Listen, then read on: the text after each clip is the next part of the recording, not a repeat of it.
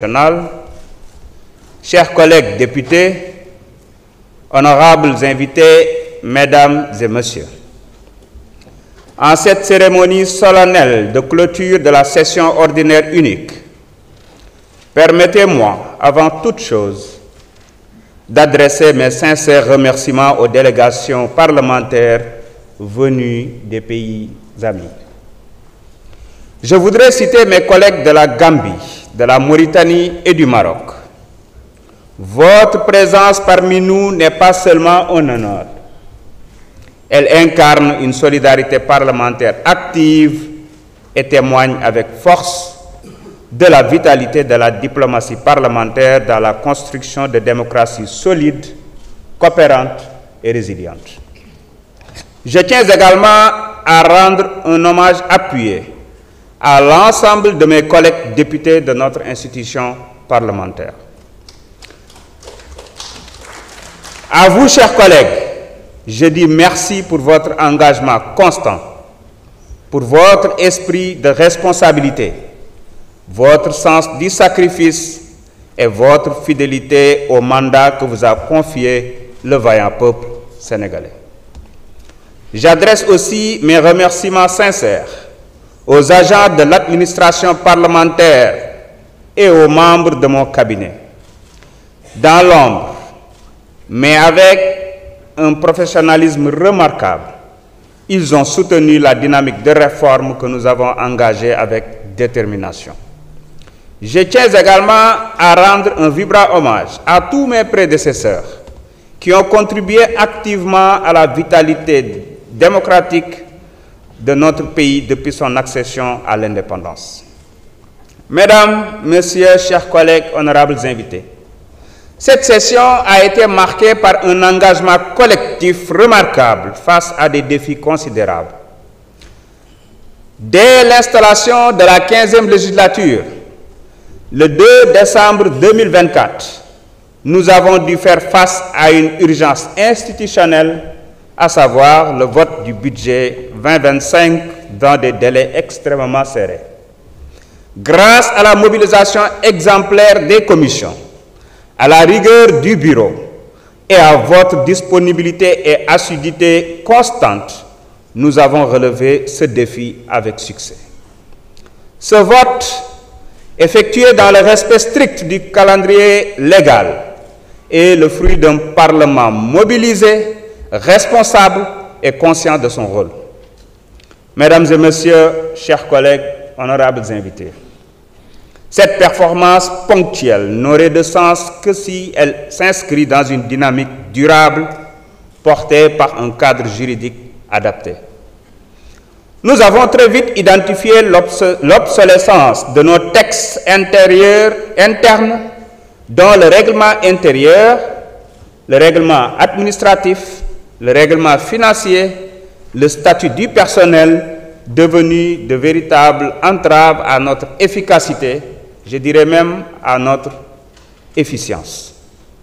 Le règlement administratif et le statut du personnel maintenaient notre administration dans une insécurité juridique incompatible avec les standards d'une institution moderne. Le règlement financier, quant à lui, daté de 1963, il n'était plus conforme aux exigences de bonne gouvernance. Sa réforme était donc indispensable. Avec vos contributions, ces textes ont été revus. Nous avons désormais une base solide pour une action institutionnelle efficiente et responsable.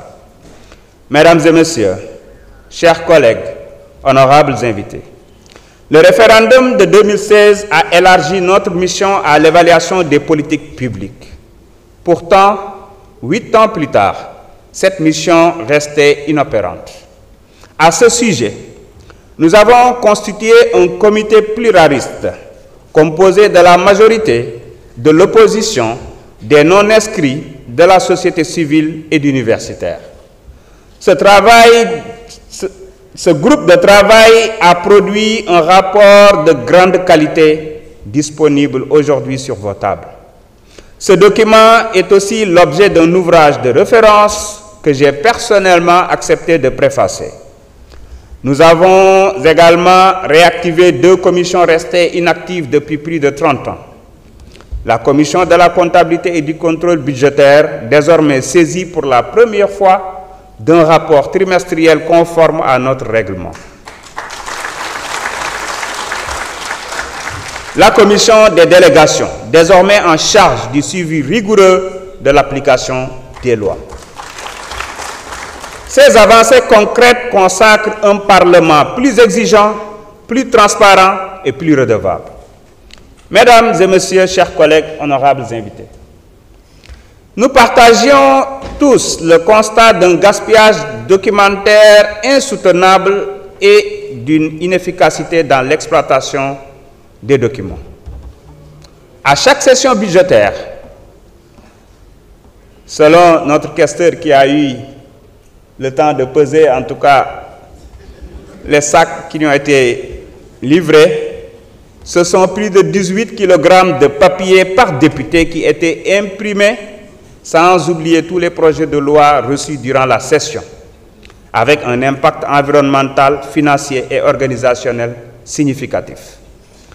Face à cela, nous avons lancé un ambitieux plan de transformation digitale articulé autour de 4 axes: la transparence et l'efficience, la maîtrise des dépenses publiques, la modernisation et la simplification des travaux parlementaires, mais aussi l'amélioration de la qualité du service rendu aux citoyens. Dans cette même logique, chaque commission a été invitée à produire un plan de travail annuel avec des objectifs clairs et mesurables. Ce document, aujourd'hui disponible, constitue une innovation majeure dans notre histoire parlementaire. Désormais, la plénière, seule détentrice du pouvoir d'appréciation, évaluera périodiquement les performances des commissions. Cette culture de la redevabilité nous engage tous, à commencer par moi-même, président de l'Assemblée nationale. Pour accompagner cette exigence, des moyens adéquats doivent être garantis à chaque député, dans le respect de leur indépendance, à l'abri des pressions, de lobbies ou de groupes d'intérêt.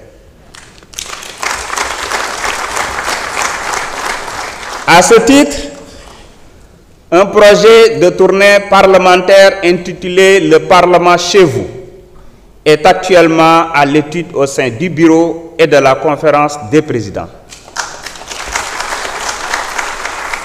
Cette initiative prévoit une tournée dans les 14 régions du pays, qui sera sanctionnée par un rapport consolidé remis à l'exécutif en vue d'une meilleure prise en compte des préoccupations des populations lors de la prochaine session budgétaire.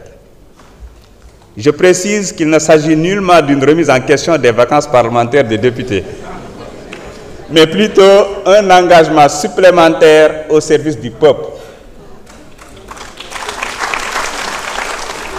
Mesdames, Messieurs, chers collègues, honorables invités, nous avons franchi un autre cap avec l'intégration de la chaîne parlementaire dans notre nouveau règlement intérieur.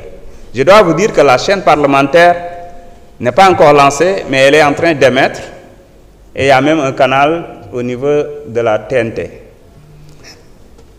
Elle ne sera pas un média de plus, mais un outil pédagogique, un levier de transparence et un pont entre le citoyen et l'Assemblée qui le représente.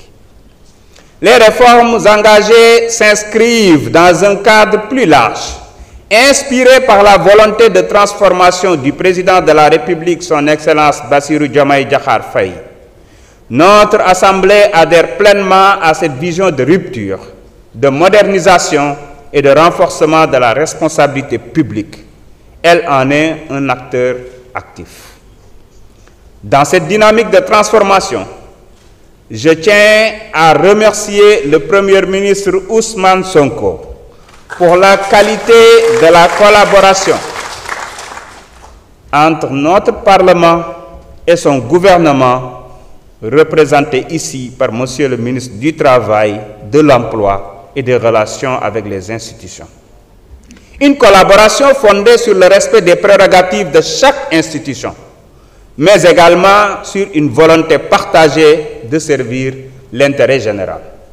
Les échanges soutenus, la disponibilité des ministres lors des séances de questions, ainsi que leur engagement à accompagner nos réformes, illustrent cette relation constructive et républicaine. C'est ensemble, dans une synergie responsable, que nous parviendrons à consolider notre démocratie et à répondre aux aspirations légitimes du peuple sénégalais. Mesdames et messieurs, chers collègues, honorables invités, notre institution ne peut se plier sur elle-même, ne peut se replier sur elle-même. Elle est ancrée dans une dynamique régionale, continentale et internationale. Dans un monde marqué par l'instabilité géopolitique, les tensions sociales, les enjeux climatiques et les mutations économiques, nos parlements ont une mission collective, à savoir défendre la démocratie, renforcer l'état de droit, bâtir une intégration africaine souveraine et une ouverture au reste du monde. La résilience climatique, la sécurité régionale, la transition numérique et la souveraineté économique ne peuvent être abordées isolément. C'est dans l'échange, la coopération et l'harmonisation des cadres juridiques que nous construirons une Afrique plus forte, plus solidaire et plus respectée dans un monde qui bouge.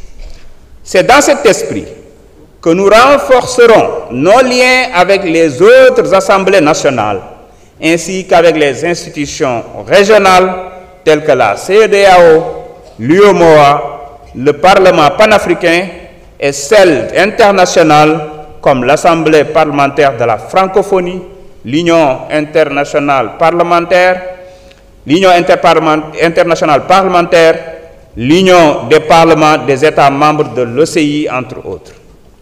Chers collègues, nous avons engagé une transformation profonde, une assemblée plus moderne, plus responsable, plus proche du peuple. Le chantier est immense, mais le cap est clair. La volonté est ferme et l'engagement est collectif. Ensemble, poursuivons cette marche résolue vers une démocratie plus exemplaire. Vive l'Assemblée nationale, vive la République. Je vous remercie de votre aimable attention.